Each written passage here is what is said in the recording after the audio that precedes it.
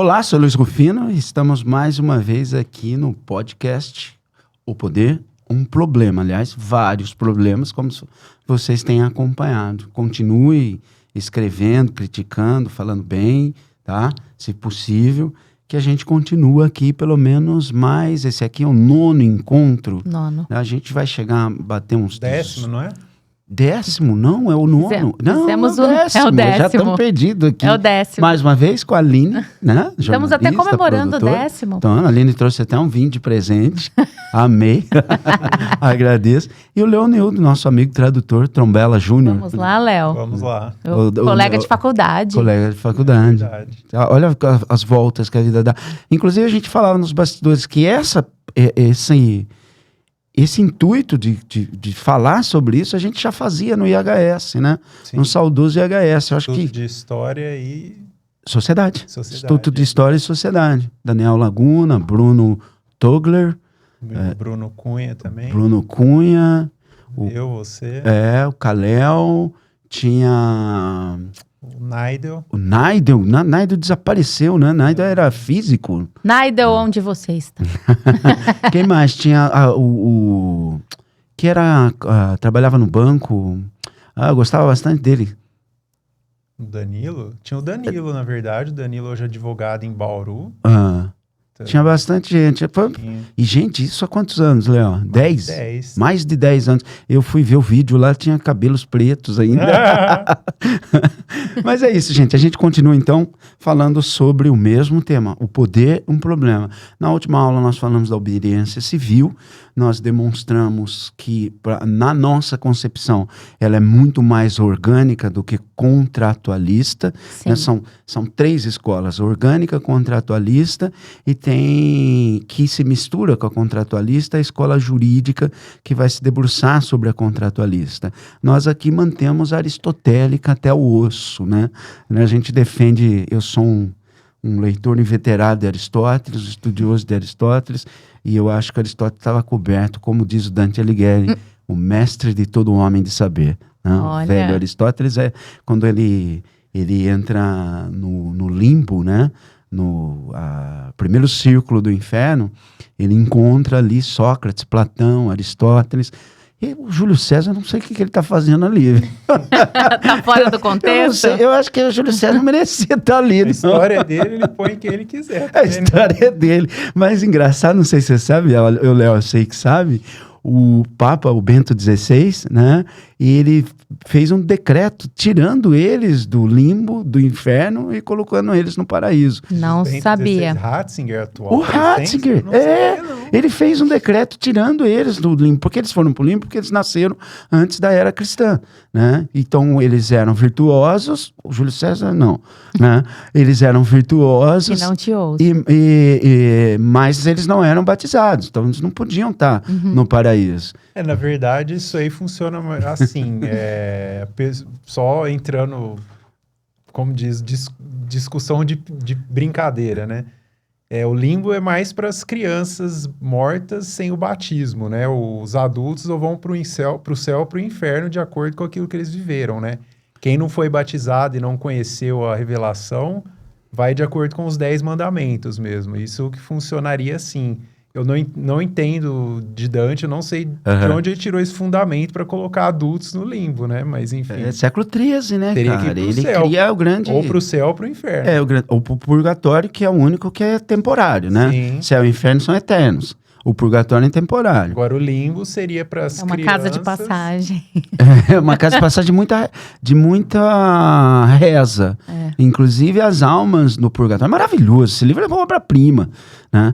Inclusive, as almas que estão no purgatório pedem para que os vivos rezem por eles. Pede pro Dante, ó, você é o único vivo a passar por aqui. Quando voltar, tem um rei, né? Não esqueci o nome dele. Ele pede essa para mim. Olha, o Papa me mandou pro inferno, o Papa da época, né? Mas fala para minhas filhas que eu não tô no inferno, que Deus me mandou pro purgatório. Então pede para minhas filhas rezarem para mim aqui no purgatório. Para subir. E quanto mais você vai subindo, e o Dante tem um livro sobre política da monarquia, não sei se vocês sabem. Quanto mais você vai subindo, mais é o arcanjo É o Miguel Arcanjo, que eu acho que está na porta do purgatório, e ele vai sempre... Meu padroeiro. Ele é seu padroeiro, Léo? Quando eu crismei, eu coloquei Miguel no nome. Forte, hein? Ó, a legião de anjos, né? E ele vai sempre cravando uma cruz na sua testa, e você vai a cada... Porque é um terraço, né? Para o espectador entender. Conseguir visualizar. O inferno são 9 círculos, a entrada e a saída. Então, o Lúcifer na guerra contra os anjos cai. Então, ele é uma esfera circular até o centro, onde está o Dit, que é o nome do capeta, do Mefistófeles, né? E o Dit tem 3 cabeças. Uma das cabeças está ali mastigando, como se fosse uma espécie de um dragão mesmo, né? O Léo falou do dragão no nosso penúltimo encontro. Tá mastigando o Judas, um traidor, né? Na outra tá o Cássius, na outra tá o Brutus. Ele gostava desse Júlio César, rapaz, né? Tá o Cássius, tá o Brutus, né? E ali as pessoas, elas que se queimam não pelo calor do inferno, pelo frio. O que queima é o frio das asas do Dit, porque ele balança as asas. E o Dante sai... começa a ventar, assim, gelado. E é em Israel, olha que coisa engraçada, né? É em Israel a queda dele, né? E aí, dali ele sai para um terraço, que é o purgatório. E ele é levado por Santa Luzia, né? Em Nápoles tem uma música maravilhosa para Santa Lucia, né? Lucia é maravilhosa. E aí ele é levado por Santa Lucia até esse terraço com 9 círculos, também 7 círculos. E ele vai purgando literalmente os seus pecados até chegar no purgatório. Até poder entrar, o Virgílio não pode mais acompanhá-lo, né? O poeta Virgílio. Porque ele entra sozinho. O Virgílio não é também batizado, ele entra e é recebido, como eu, claro, por Beatriz, né? Engraçado você falar isso da monarquia, que foi o primeiro livro, assim, registrado, que a primeira queda, eu chamaria, que fez a separação dos bens comuns. Que antes até, depois, muito tempo depois, a visão era assim, os bens comuns temporais estavam proporcionados e sujeitos ao bem comum sobrenatural, que é todo homem vai morrer, então seu fim não pode estar aqui. Seu fim tem um fim sobrenatural. Então, tudo que se fizer naturalmente, você tem que se remeter ao seu fim sobrenatural, que é a salvação da sua alma. O Dante, no Da Monarquia, fez essa separação. Existe um fim natural, um bem comum natural, um bem em si mesmo, os bens... ou a felicidade, ou a cultura, ou os bens materiais, separar... Os apetitivos, seriam? Sim, mas mesmo assim, os bens do mundo mesmo, os bens que acabam com o tempo e acabam com a sua morte. Ele separou esses bens do bem sobrenatural. Essa foi a primeira pessoa que fez essa separação dos dois, assim. Então a gente está falando eu falei muito das quedas, né? Ele foi a primeira queda, assim, esse primeiro rompimento com a Idade Média, né? Tá, entendo, é verdade. É século XIII, né? Dante, século XIII, 12, não, é 13. Logo então, depois vem Tomás. Veio o Marcílio de Pádua, que já fez uma proto-democracia moderna. Então, depois Maquiavel, que a gente já falou muito, né? Então, mas essa primeira quedinha ali tá na mão do Dante. Tá na mão do Dante, cara? No Da Monarquia. Que interessante isso. Sim, primeira queda política do... Vale a pena, para quem não sabe, mais uma indicação. Da Monarquia e... A Divina Comédia, que vale a pena ser ler espelhado. É difícil dizer que em português ele é tão bonito quanto o italiano. Eu li espelhado, em italiano é infinitamente mais bonito. Edição 34? Essa é da edição 34. Você tem ela também, entendeu? Não, eu já vi ela. Eu já vi ela só na livraria mesmo. Mas você sabe que é maluco? Que a maior parte das pessoas, quando você fala desse livro, se interessa mais pelo inferno. Não é chocante? Inclusive os alunos. É interessante. Quando eu mostro o inferno para eles, que tem várias ilustrações, né? Eles ficam aterrorizados, porque ele não é do imaginário deles, né? Eles acham, na verdade, quando você faz como é que chama? Dia 31 de outubro, o que é? Halloween. Né? Aí eles acham que é uma brincadeira. Quando você mostra o inferno para eles... Olha o que é, mesmo. Você, meu amigo, dá uma olhada nisso aqui, né? E se, né? É só você pensar que quem cai no inferno do jeito que você caiu, você vai ficar por toda a eternidade sem poder se mexer, já é uma coisa para se refletir, né? Eternidade, né? Você não pode se mexer no inferno. Do jeito que você cai, você fica lá do jeito que você caiu. Na imagem do Pouca Dante, dor, né? na imagem do Dante, por exemplo, os luxuriosos estão no segundo círculo. A gente falou no último encontro do Rei Minos. O Rei Minos está lá. Minos. E o Rei Minos é meio homem, meio górgona. Górgona é uma espécie de serpente que a Medusa foi. E o Minos, o morto, ele já não tem mais a dissimulação. Então o Minos olha no olhar do morto, o morto confessa o seu pecado. E aí ele enlia o morto de acordo com o pecado dele. Então, se foi luxurioso, ele vai dar 2 círculos. Se você foi traidor, você vai do 6º círculo para baixo, que é a casa do capeta. Literalmente, são os pecados dolosos. Aqueles que tiveram intenção de pecar, né? Nem sei porque a gente entrou nesse assunto, mas eu acho muito interessante. Por exemplo, no segundo círculo está Alexandre o Grande e a Cleópatra. Ventos incessantes vão rolando eles sem parar, porque eles não paravam em amor nenhum, né? Então, agora fica girando. Eles ficam rolando. No da Gula, que é o terceiro, eles estão mergulhados no próprio vômito. Literalmente. E o Cérbero, que é o cão de 3 cabeças, tenta mordê-los. E eles, para fugir, afundam no próprio vômito e engolem o próprio vômito. Ai. É uma cena, assim, aterradora. Você imagina isso. Aterrorizante. Aí Hollywood vai lá e faz um vulcão, dá o nome de A Divina Comédia. Tem a dor. Você fala pro Ribeirão Pretano, você é puxão de orelha. Né? Divina Comédia. Ai, a pizzaria! Sério? Existia uma pizzaria com esse nome? Existia uma pizzaria com esse nome. Não tem mais, né? Não tem. Eu acho que ainda tem. City? Eu acho que ainda tem, Aline.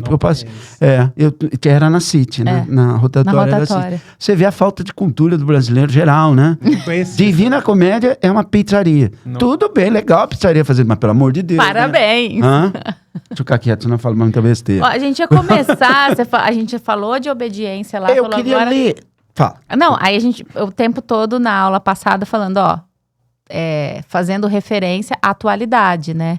E aí eu falei assim, então quando pode for ao ar, já temos o presidente dos Estados Unidos. Temos o presidente dos Estados Unidos.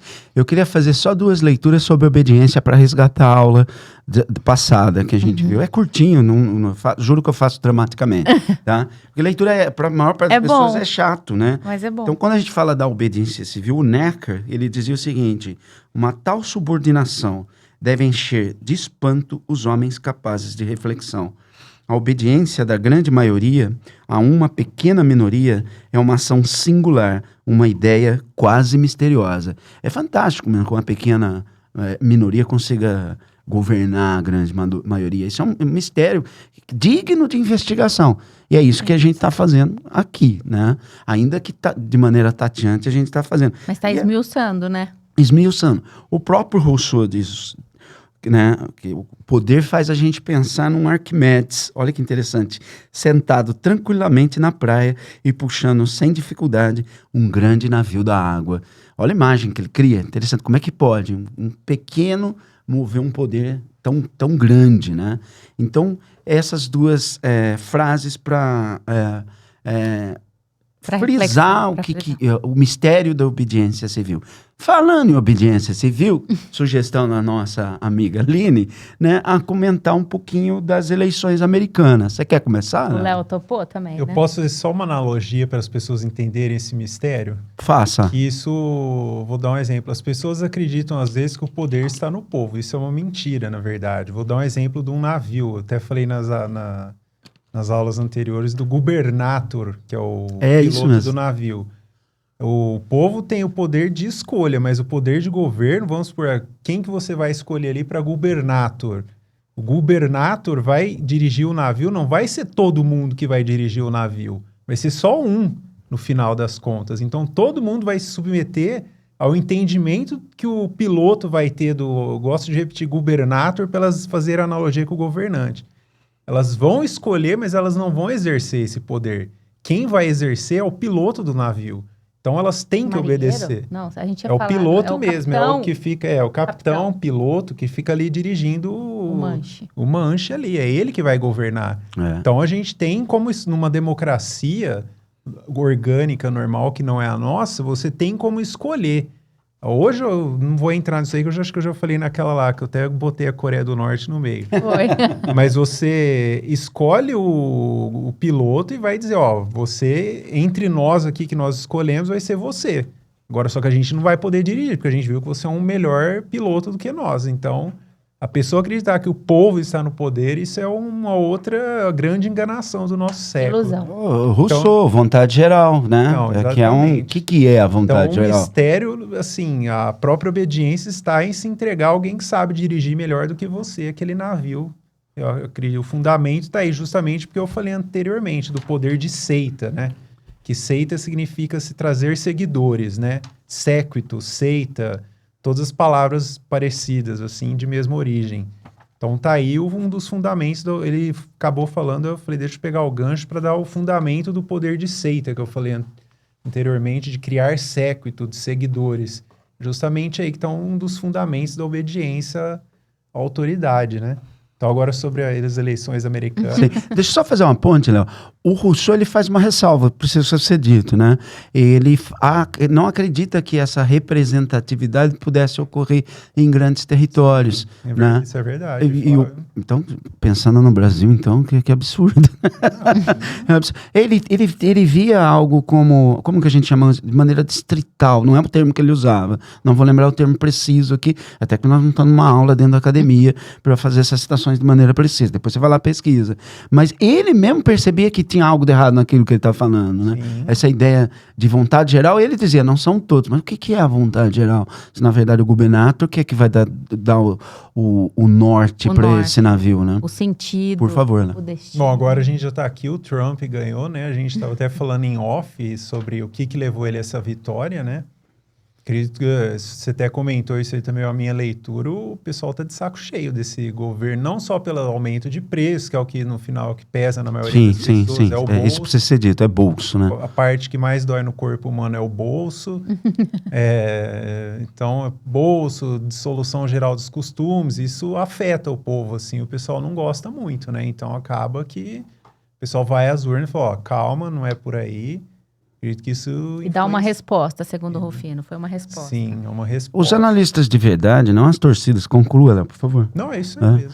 Os analistas de verdade, não aqueles apaixonados que se entregam à defesa, assim, é uma vergonha, desculpa, ali na classe jornalística, o que fez, né, começava a fazer a apresentação das eleições americanas. Você tá falando de campanha? Estou falando, as eleições americanas. Não, jornalista, cobertura mesmo. Com raríssimas exceções aqui no Brasil. Eu acho que só vi o William Vac fazendo essa sessão. Eu as coberturas brasileiras, só vi as americanas. Né? Mas mesmo as americanas, né, cara? Péssimas. Era torcida, Aline, não era... Era muito claro, né? É evidente, você começava falando do Trump, você já falava mal dele. Você começava falando da Câmara, você falava bem dela.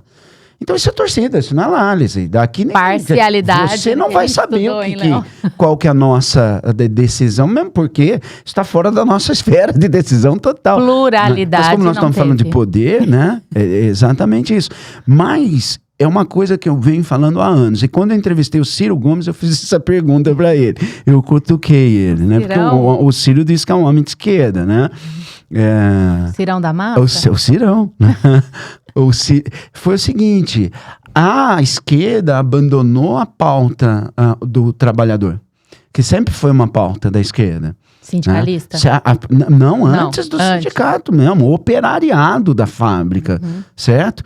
Chão de fábrica. E é chão de fábrica. E a esquerda americana, a esquerda democrática, adotou um discurso woke, que é da sua etnia, da sua opção sexual. Na verdade, né? A demonização do homem branco cristão heterossexual. Né?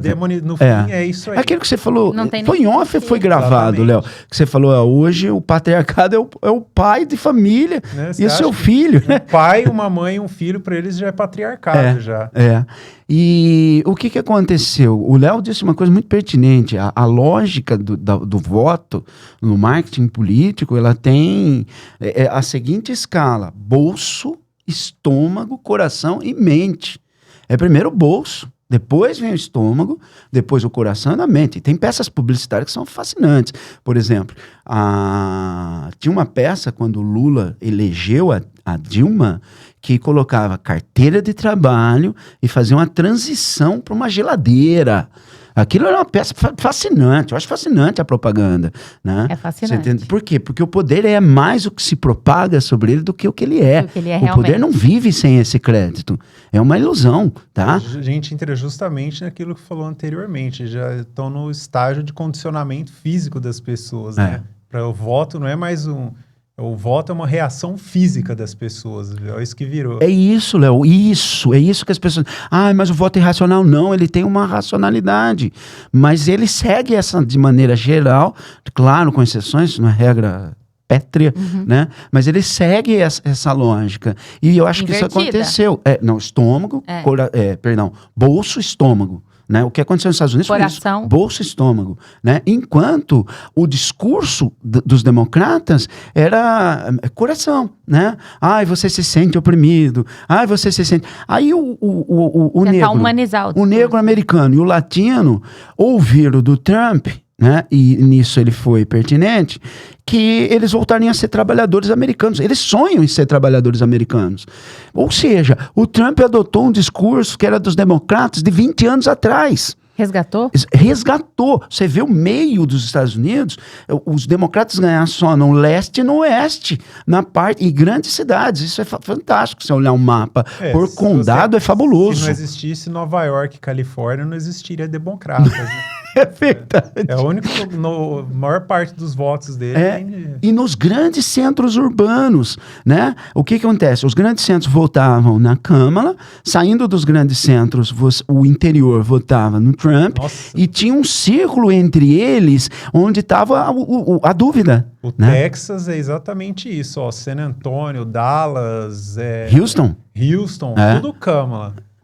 Kamala, sei lá como é que eles falam. Aí depois as outras cidades, todas as outras que não eram essas aí, que eram as maiores, tudo vermelho. Você vê azul as grandes cidades, as pequenas todas vermelhas. E aonde você atua na estratégia política que esses marqueteiros que vêm aqui para Ribeirão não sabem fazer, puxão de orelha, porque a gente sabe disso, Aline, porque eles ficam só em estúdio, né? Eles só fazem TV e rádio, eles não sabem o que é militância na rua, né? A gente sabe do que a gente está falando, né?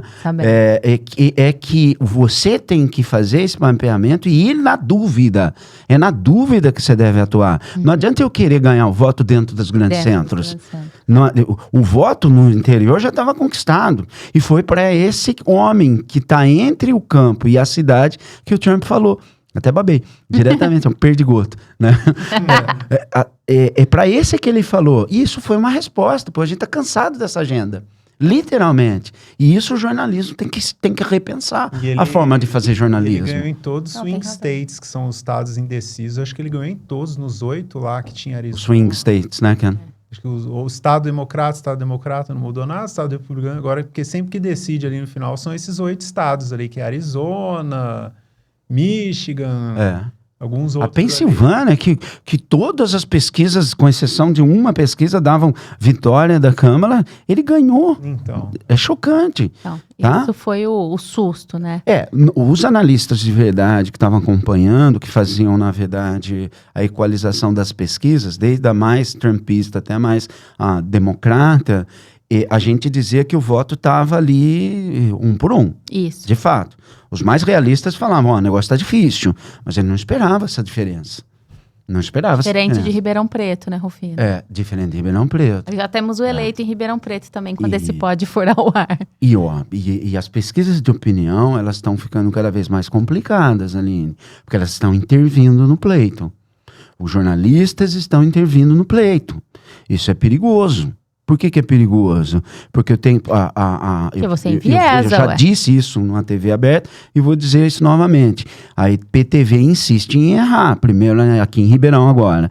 Ela insistia antes com o Datafolha. Errava todas. Tá? E agora a Quest que erra, assim... ridiculamente 2 vezes. E que interfere no pleito. Muita gente... São 687 votos. 687. Muita gente deixou de votar porque achou que a eleição já estava definida.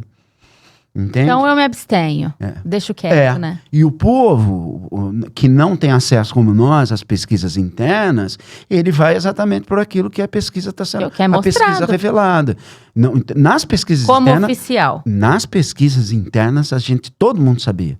Todo mundo sabia que estava a diferença na última semana em torno de 5% entre os dois candidatos, o Marco Aurélio e o Ricardo. E no sábado, ela já estava na casa dos 3%. Na boca de urna era 3%. Você entende? E isso traz para a ciência de hoje, a prática da ciência política de hoje, né? A aplicação disso. E é por isso que eu acho que o jornalista tem que dar um passo atrás. Meu puxão de orelha como ex-professor de comunicação, o jornalista tem que dar um passo atrás. É para refletir mesmo. Isso não vai acontecer. Eu também acho que não. Semideuses jornalistas? Não vai. Não me enquadro, hein? Não me coloquem nesse bolo. Então, voltamos para a nossa pauta teórica aqui, né? Então a gente já falou da obediência civil, já falamos do mistério da obediência. O que eu quero falar é da obediência ligada ao crédito. Quando eu estou falando de crédito, estou falando especificamente a propaganda. Já repeti essa frase, vou repeti-la mais uma vez. O poder é mais o que se propaga dele do que de fato aquilo que ele é. Não existe. Se a gente voltar ao episódio anterior, quando nós dissemos que o Hitler conseguiu pegar as duas alavancas, a alavanca moral e a alavanca de material, ele conseguiu, estava na mão deles. E depois, mimeticamente, todos os outros estados copiaram isso.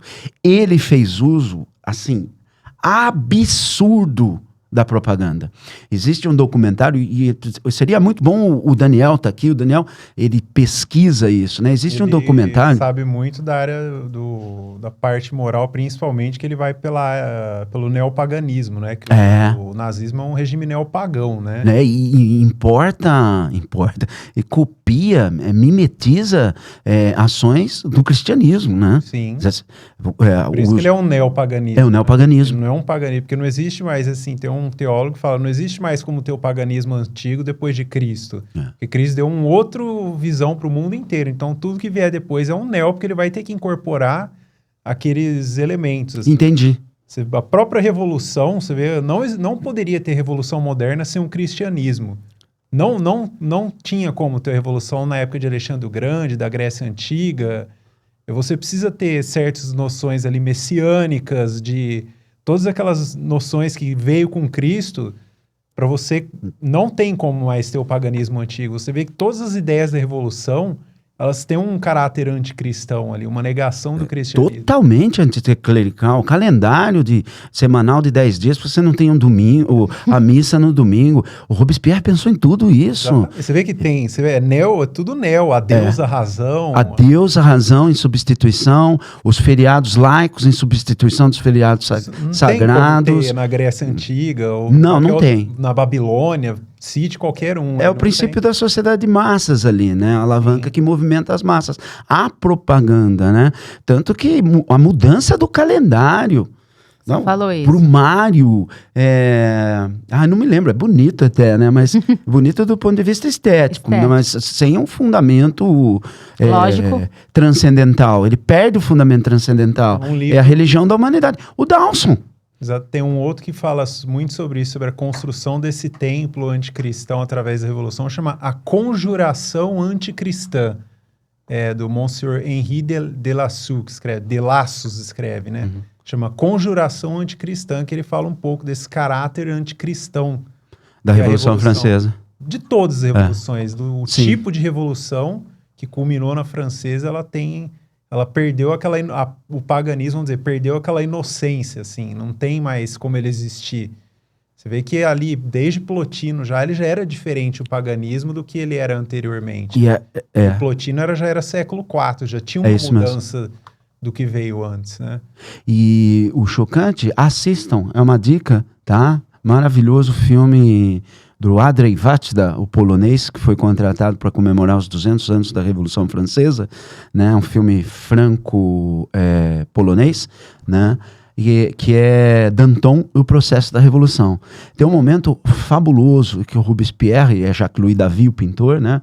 Ó a propaganda, né? A partir da pintura. Jacques-Louis David, o pintor, pinta Danton como um César, com os louros, e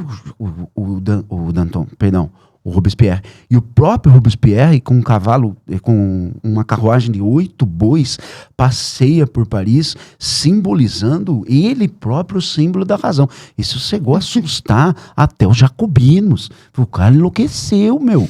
Você tá entendendo? Ele surtou. E aí, quando descobrem das falcatruas nele, a história é terrível. Nesse filme você não vai ver isso, mas ele tenta dar um tiro em si próprio, porque ele sabia que ia pra guilhotina, né? Ele erra o tiro, né? Dá um tiro na bochecha. Ele fica ali sofrendo na frente dos adversários dele.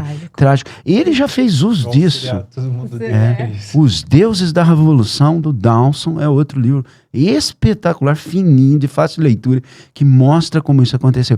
Eu não sei como é que esse filme, o Danton e o Processo da Revolução, do Adler Wajda, foi patrocinado pela França, cara. Foi a França que pagou, porque ele faz uma crítica à Revolução Francesa. E essa ideia da pseudo-religião. O filme é maravilhoso, o Gérard Depardieu faz o Danton. Nossa, mas assim, o filme é cheio de símbolos e eles passam no momento do terror, 1793, 1794. É fantástico, indescritível. Já mostra a presença da maçonaria, já mostra também a presença do ocultismo em algumas salas ali, né? Quando o Danton e o Robespierre vão se encontrar, ainda que de maneira fictícia, né? Tem um responsável lá, eu não me lembro o nome dele, mas que vai retirando. Você abre uma porta, eles estão lá fazendo a mesa do Coppola. Todos eles lá. É verdade. O cara é muito inteligente. A própria maçonaria, ela é uma transformação em política do que antigamente se chamava gnosticismo, né? As velhas heresias, os cátaros, os albigenses, todos eles eram muito autodestrutivos, essas heresias gnósticas. Então, vamos dizer, a maçonaria veio para dar uma estrutura de poder e de durabilidade para o gnosticismo. Você pode ver, a maçonaria inteira é gnóstica, o estilo, a religião, o estilo religioso. A forma. Tudo você remonta ao gnosticismo antigo. Você olha no Direito dos Homens Cidadão, a primeira pintura do Direito dos Homens está lá, o símbolo maçônico do olho que tudo vê. É o gnosticismo transformado numa política de durabilidade, sem a autodestruição que ela tinha anteriormente, que era meio muito assim... Ela é igual a primeira fase da gripe, que a gente passou aqui pela Covid. A primeira fase, ela destrói tudo, né? Ela não tem... Qual que é a intenção do vírus? A intenção do vírus é você não matar muito para você também poder viver e se multiplicar, né? Então, a maçonaria tem esse caráter aí de dar uma estrutura duradoura ao gnosticismo antigo. E que maluco, né, Léo? Porque ela teve em todos os processos de independência, inclusive na América Latina, né? Aquela luta final deles é por aquilo que eles entendem por liberdade. Até o Pedrão I, o Pedrinho II, né? Cederam a isso, né? Brasil, política brasileira Barão de Mauá, o Irineu Evangelista de Souza. Toda a República Brasileira. Toda a República também. Até hoje é a maçonaria. E a gente não toca nesse assunto, né? Até o Dito Cujo lá teve uma briga com nossa amiga lá por causa disso, você lembra? Sim.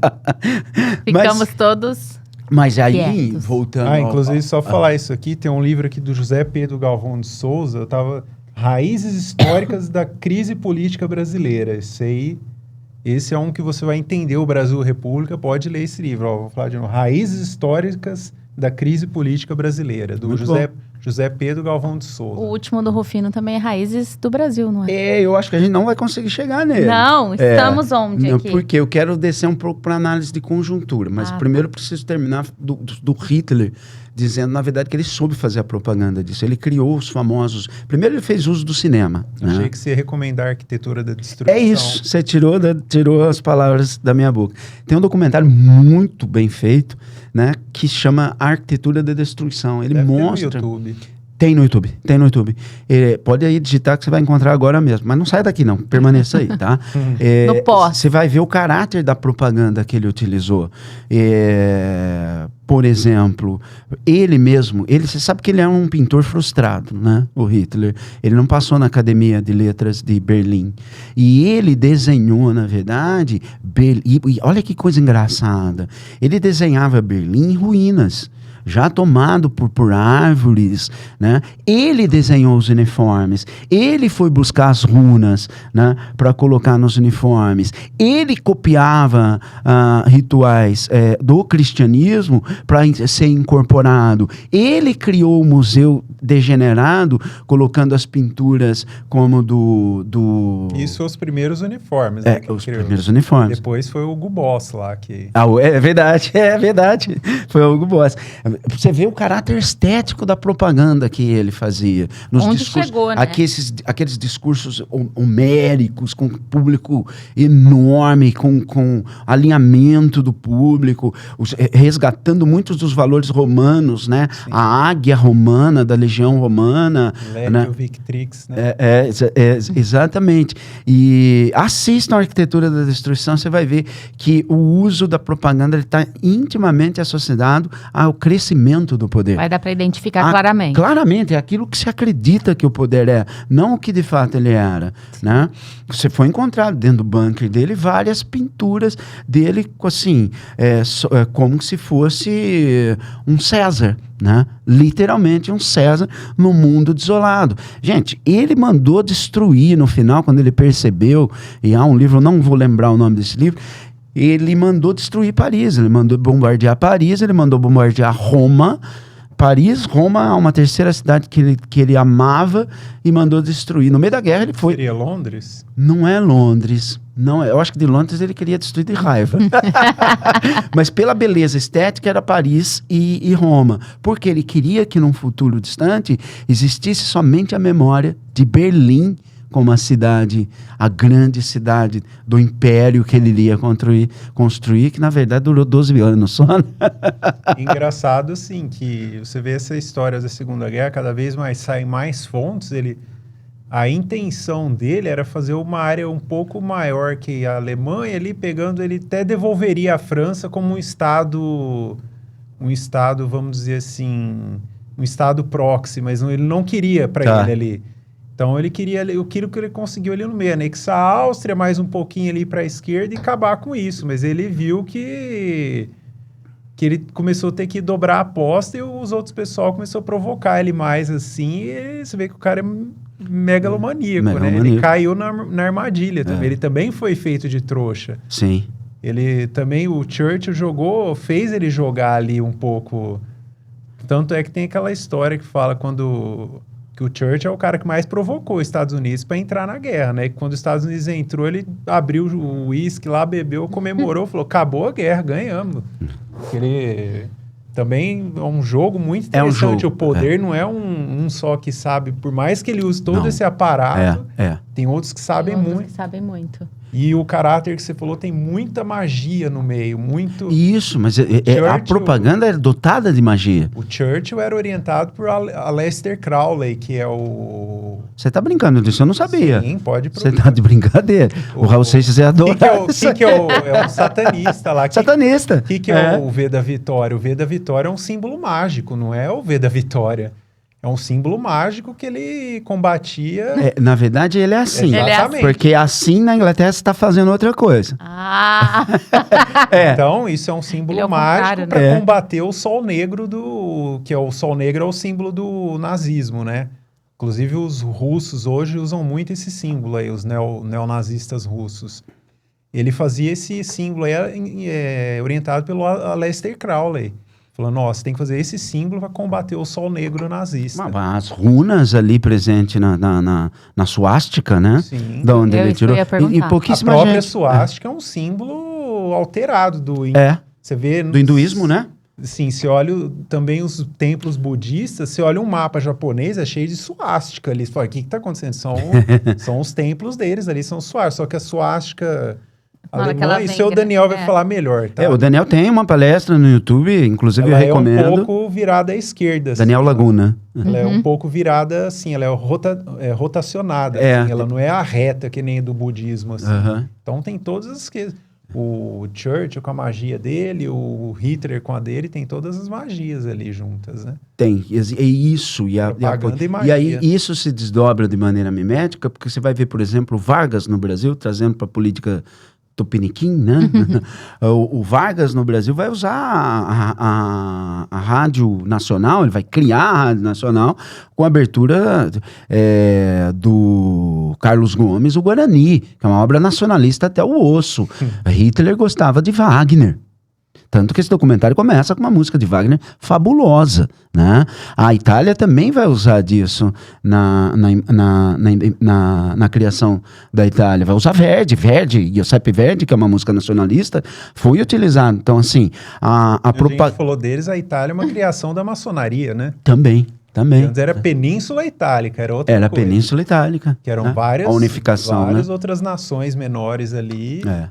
É uma nação nova, né? Se a gente for pensar, 1871, junto com a Alemanha, 1871, tá? Então o Vargas fez uso disso. Você chegava na Rádio Nacional, você tinha 3 orquestras sinfônicas. Hoje as rádios minguam, né? A rádio não tem a qualidade que tem isso aqui. O estúdio da Tona não tem de forma alguma, muito longe disso, né? Bom, tem televisão aí que não tem, né? Vamos falar a verdade, Vamos né? falar a verdade. Dinheiro não falta, né? Para algumas, tô brincando. Mas estrutura... Então, e ele entrava na casa de todo mundo através do rádio, ele soube fazer isso. E ele sim era fascista, o Vargas era fascista, com uma noção total da realidade do mundo, literalmente, não é um elogio, é uma descrição da realidade. Não estão fazendo apologia de forma alguma aqui, não há símbolo explicativo aqui. Só que ele mesmo não conseguiu realizar esse fascismo dele, porque o Brasil na época era um país católico muito forte, principalmente no primeiro governo dele, por péssimo governante que ele tenha sido. Eu estava falando com uns amigos meus, falei, a força dos bispos e cardeais, tinha o cardeal Leme lá, que foi do primeiro governo, era tão forte que, assim, acabou que o governo do Vargas, principalmente o primeiro, foi o mais católico de todos. Mesmo ele era deísta ou ateu, não sei, você sabe melhor. Eu acho que ele era deísta. Então, um cara que nem religião tinha, teve que se adequar a um povo que pensava diferente dele, né? Na época que o Brasil era católico. Eu vou até dar um passo atrás. Principalmente na década de 30, foi muito mais católico do que na época monárquica. Olha que paradoxo. Na República Maçônica Brasileira... Positivista, a gente teve um país de povo católico. O governo não era, mas o povo era. Mas, Léo, uma das causas da queda do Pedro II também foi a questão religiosa também, né? Sim, Dom Vital também. Dom Vital, por conta do divórcio, né? Sim. Né? Que de forma alguma, respeita o Papa, né? E o Pedrão quis peitar. Colocar o Dom Vital preso também. Prendeu o Dom Vital. Então, isso é uma coisa que pesou muito para ele, que tomou bronca do Papa Pio IX, né? Uma vergonha para o Brasil, né? Foi repreendido. E o Pedro II, né? Os monarquistas, assim, tanto babam ovo, né? Sim, por isso que eu não tenho... A vocação brasileira é monárquica, mas isso não significa que a família seja boa. O Giovanni fala de países de grande extensão e da adequação, a famosa obediência dinâmica ou estática. A obediência é uma só, mas ela é dinâmica em alguns sentidos. Alguns a monarquia funciona melhor, Aristóteles já dizia isso, né? Ou a aristocracia funciona melhor, outros a democracia funciona melhor. Estados Unidos. Porque você acha, exatamente isso, é nesse sentido. Mas esses restos de minutos que a gente tem, eu queria descer para a espuma da história, ou melhor, subir para a espuma da história e falar um pouco dos últimos governos, os últimos presidentes no Brasil, para que a pessoa consiga pegar um pouco da nossa teoria e aplicar à prática. Uma das coisas que eu criticava profundamente no governo Bolsonaro era o mau uso da EBC, Empresa Brasileira de Comunicação, que possui 12 rádios, 2 televisões, entregue a um ministro Jequiti, né? Diga-se de passagem, Fábio Faria, né? Ele não sabia usar propaganda e ele quis brigar com os jornalistas, ao invés, que são os maiores propagandistas, de usar o jornalista em favor de si próprio. Falava, tá errando, tá errando. Um presidente que se dispõe a brigar com o jornalista, ele não sabe o que ele está fazendo. Aí ir para um quadradinho e brigar com o jornalista. Preste atenção e faça uma comparação. Assistam qualquer Liga Globo, vai passar um pouquinho mal, né? Mas Liga Globo, liga na CNN e preste atenção nas propagandas. O PT, por mais que você não goste do PT, preste atenção. As empresas, as estatais estão fazendo propaganda. Todas elas estão fechadas de propaganda estatal. Você até se cansa, você nem sabe, né? Alguns marqueteiros de Brasília acham que isso não está sendo eficaz, mas ele está usando. Então a ideia de que você vai cortar dinheiro da propaganda, isso é ilusão, isso é burrice. Isso não entender parte da essência do poder, que é a propagação. Tá?